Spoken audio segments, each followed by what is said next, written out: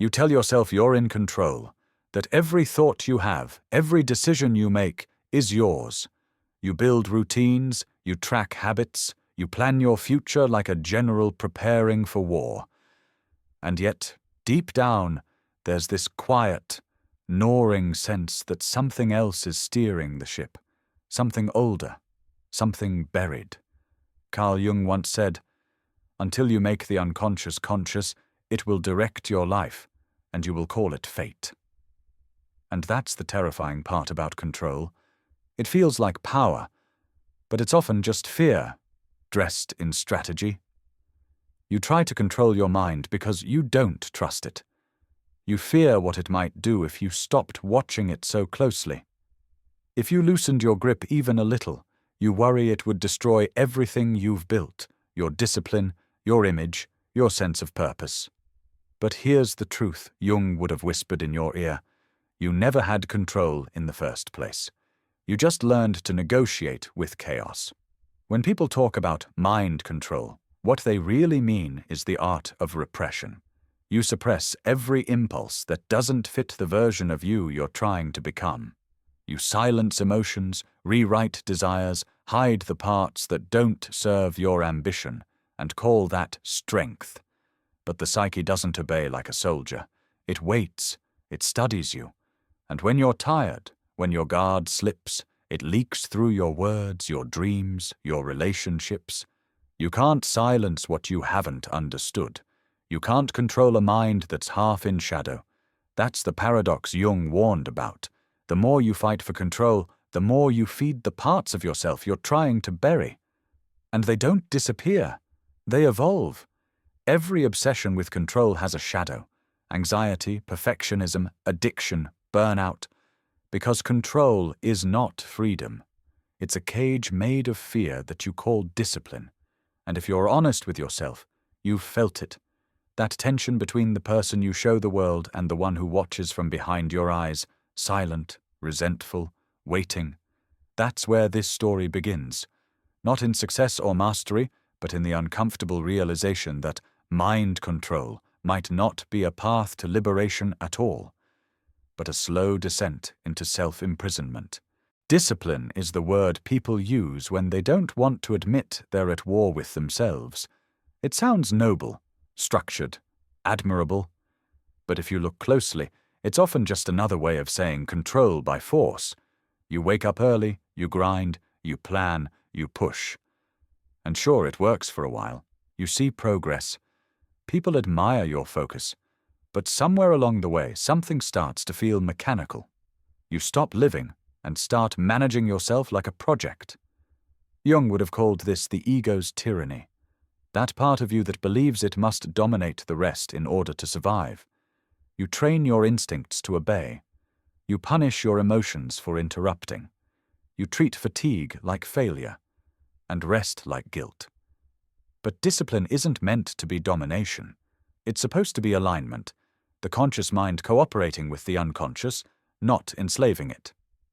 The moment you lose that balance, discipline mutates into self-cruelty. Look at the people society calls disciplined. Many are not peaceful. They're rigid, anxious, obsessed. They've built identities so tightly wound around achievement that any crack feels fatal. They don't rest, they reboot, they don't reflect, they optimize. They've mistaken self-mastery for self-erasure. Jung warned that this happens when the ego becomes too inflated, when it forgets that it's only one piece of a much larger system. Because beneath every "I must," there's a part of me doesn't want to. And that conflict never disappears. It just gets buried under productivity and pride. You can see it in small moments, the frustration when things don't go your way, the guilt after a day off, the constant scanning for threats to your routine. That's not discipline. That's fear disguised as structure. True discipline, Jung might have said, doesn't come from control. It comes from understanding. It's what happens when your conscious and unconscious stop fighting long enough to agree on a direction. It's not suppression, it's collaboration. But few people ever reach that point. Because collaboration requires surrender, and surrender feels like death to the ego. So instead, you double down. You perfect your systems. You outwork everyone, and every victory feels emptier than the last. Because discipline without depth becomes just another addiction, one that's harder to quit because it's rewarded. You call it progress.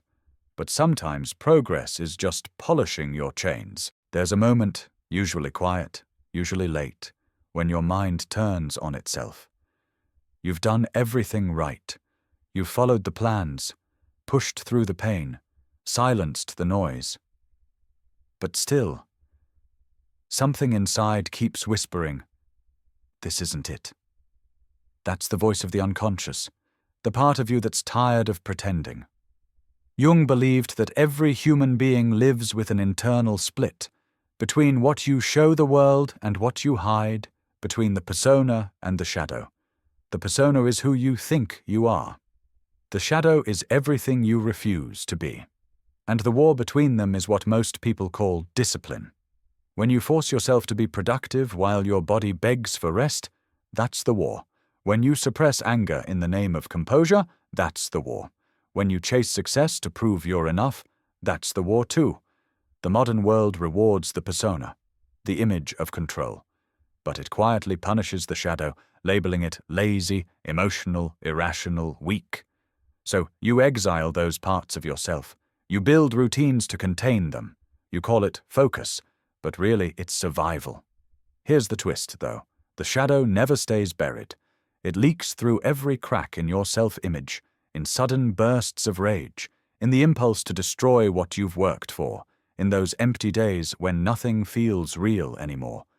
You see, the more disciplined you become, the more your shadow studies you. It learns your patterns, your triggers, your weaknesses. And when the moment is right, it takes over, not to destroy you, but to remind you that you're not one thing. That's what Jung meant by the integration of the shadow. It's not about conquering the darker parts of yourself. It's about acknowledging that they exist and learning what they've been trying to tell you. Your anger might not be your enemy. It might be your truth neglected. Your procrastination might not be laziness. It might be rebellion against a life that doesn't feel authentic. Your lack of control might not be failure. It might be the unconscious trying to pull you back into balance. But most people never listen. They double down instead. They build stronger routines, stricter habits, tighter control, and the war only intensifies. Because the shadow doesn't want obedience. It wants recognition. And until you stop fighting it, no amount of self-discipline will bring peace. You'll keep winning battles but losing yourself.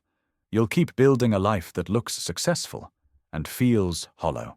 Jung didn't see the human mind as a battlefield to conquer. He saw it as a living ecosystem, one that collapses when you declare war on half of it. And that's what he warned about. Not failure, not sin, but one-sidedness. When you obsess over control, when you worship discipline as the only path to success, you forget that life isn't a machine. It's a tension, a dialogue between chaos and order, instinct and intellect, the wild and the civilized. And if one side wins completely, the psyche begins to rot. That's what he saw in the people of his time, soldiers, politicians, thinkers, all obsessed with control. He saw how collective discipline could morph into tyranny, how order could mutate into oppression, both in societies and in souls. And he knew it would happen again, in quieter ways. Today, it's not governments enforcing control. It's you against yourself. You've become both the ruler and the ruled, the one who demands perfection and the one who suffers beneath it. The inner authoritarian. You call it self-improvement, but Jung would have called it neurosis, the symptom of a soul that's lost its conversation with the unconscious. You think you're evolving, but maybe you're just becoming more efficient at ignoring yourself. Jung once said, "The greatest danger to man is his own psyche." He didn't mean madness, he meant blindness, the refusal to see what lives beneath the mask. Every time you over-identify with control, with being disciplined, productive, strong, you cut off access to the parts of you that feel, dream, desire, and create. And when those parts die, something else grows in their place. A kind of numbness, a sterile perfection. You stop feeling alive even when everything around you looks like success. That's the moment people start asking questions they can't answer. Why am I not happy? Why do I feel like a stranger in my own life? Why do I keep doing everything right and still feel wrong? Jung would have told you, because you've mistaken domination for integration. You've built a fortress around your ego and called it peace. But real peace doesn't come from victory. It comes from dialogue. The mind doesn't need a ruler. It needs a listener. And that's the warning so many people never hear. By trying to control the mind completely, you make it your enemy. By trying to master yourself, you end up enslaved to your own discipline. And the tragedy is, it all starts with good intentions. You wanted to improve, you wanted to grow, but somewhere in the process, you turned growth into punishment. That's how the light turns dark. Not suddenly, but gradually, when your pursuit of order becomes a quiet kind of violence against your own soul. There's a stage of discipline that looks like enlightenment from the outside. You move with precision. You think before you speak. You seem calm, untouchable, in control. But inside, there's nothing left to control. Because there's almost nothing left of you. You've trained every instinct into submission. You've muted your emotions until they no longer interrupt the plan. And for a while, it feels powerful. You've become the kind of person people admire, relentless, composed, focused. But look closer. There's no fire, only control. No spontaneity, only calculation. No joy, only order. That's the abyss of mastery, when discipline crosses the line and becomes disconnection. Jung saw this in his patients all the time. People who had perfected their outer lives but were spiritually decaying. He described it as a state of psychic death, a kind of quiet extinction that happens when the ego severs itself from the source of its own vitality, the unconscious. You see, the unconscious isn't just chaos, it's creativity, it's intuition, it's where your soul breathes. Without it, the conscious mind becomes sterile, all structure, no soul. And when that happens, mastery stops being a path to freedom and becomes a coffin made of gold. Everything looks perfect, but nothing feels alive. You wake up and perform your routine like a ritual you no longer believe in. You say the right things, keep your habits, maintain your image, but deep down, you sense the hollowness, like you've built a life that's efficient but meaningless. That's what Jung meant when he said, "The world will ask you who you are, and if you do not know, the world will tell you." Because that's the real danger of control. It keeps you so busy maintaining the illusion of self that you never meet the real one. And yet, you can't just drop it, because control gives you identity. Discipline gives you purpose. Without them, who are you? That's why people cling to control even when it's killing them, because the alternative, the unknown, the unstructured, the unconscious, feels worse. It feels like falling. And the ego would rather die of exhaustion than face the free fall of surrender. But maybe that's the price of becoming whole. To lose the version of yourself that's addicted to mastery. To step into the chaos you've spent your life avoiding. To stop trying to win the war within and start listening to what it's been trying to say. Because at the end of every obsession with control, there's a moment of reckoning. A silence so heavy you can't outthink it. That's where real transformation begins. Not in control, not in perfection, but in collapse. And most people never make it that far. They spend their lives balancing on the edge of that abyss, too afraid to look down, too proud to step back. But you're already staring into it, aren't you? At some point, all the theories stop working. All the routines, the affirmations, the careful self-talk, they lose their magic. And you're left standing in the quiet, with nothing between you and your own reflection. You've tried controlling your mind. You've tried disciplining your soul. You've done everything right. But now the question stares back at you, stripped of every illusion. Who's been in control all along? Jung said that the unconscious doesn't speak in logic. It speaks in symbols, in dreams, in strange coincidences that make you pause and feel watched by something inside you. Maybe that's what this moment is, the psyche trying to make contact. to remind you that it was never an enemy. You built your life like a fortress, convinced that control was protection. You walled off emotion, pain, desire, anything that threatened your sense of order. But those weren't intruders. They were parts of you, locked outside, waiting for you to come home. The irony is brutal. The more you fought your mind, the more it shaped you. The more you silenced it, the louder it became, until even your silence started speaking in symptoms.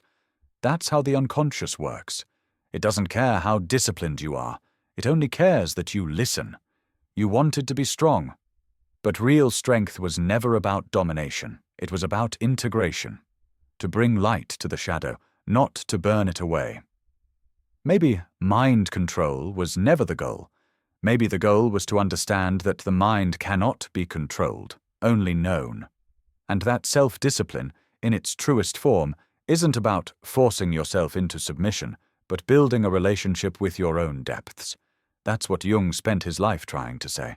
That the real journey isn't about becoming more powerful, it's about becoming more whole.